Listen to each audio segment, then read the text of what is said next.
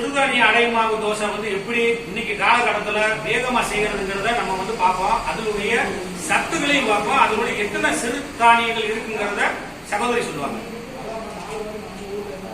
வெள்ளைச்சோளம், துவரம்பருப்பு, அயோடின் உப்பு, தட்டப்பயிறு, கருவேப்பிலை, திணை, கடலைப்பயிறு, சோயாபீன்ஸ், உளுந்தம்பயிறு, வெங்காயம், வரகு, பச்சரிசி, சுண்டல், பாசிப்பயிறு, சோம்பு, வத்தல்.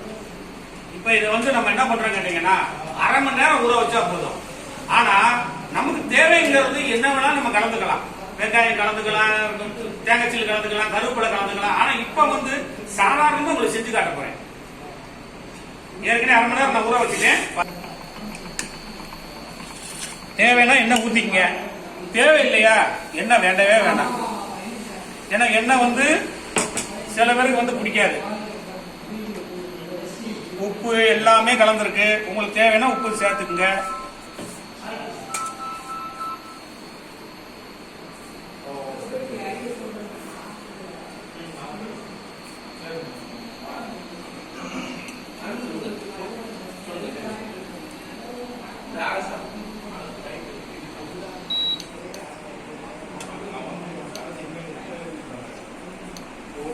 பொன்னிறமா வரணும் இல்லையா?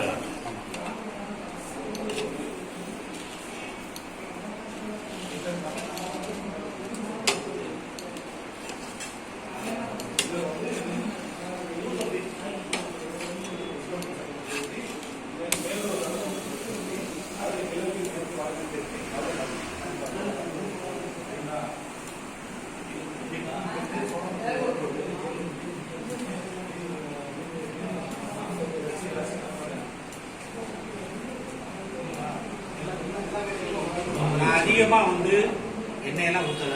சில பேருக்கு வந்து எண்ணெய் ஊற்றினா பிடிக்காது. ஏன்னா அவங்களுக்கு கொலஸ்ட்ரால் இருக்கும். சத்து ஆனால் தேவைப்படும். சில பேருக்கு உப்பு போட்டா பிடிக்காது. அதனால நம்ம ப்ராடக்ட்ல வந்து முழுக்க முழுக்க உப்பு வந்து சமமாக தான் இருக்கும். நம்ம தேவையானதான் எதுவாக இருந்தாலும் போட்டுக்கலாம்.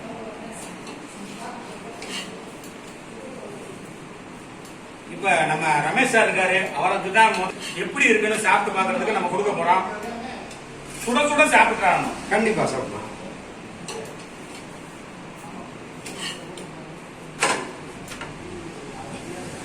Okay, thank you thank you. பொடி பொடி பொடி கொடுங்க. சிறுதானிய பொடி, இட்லி பொடி கொஞ்சம் போடுங்க. போடுங்க.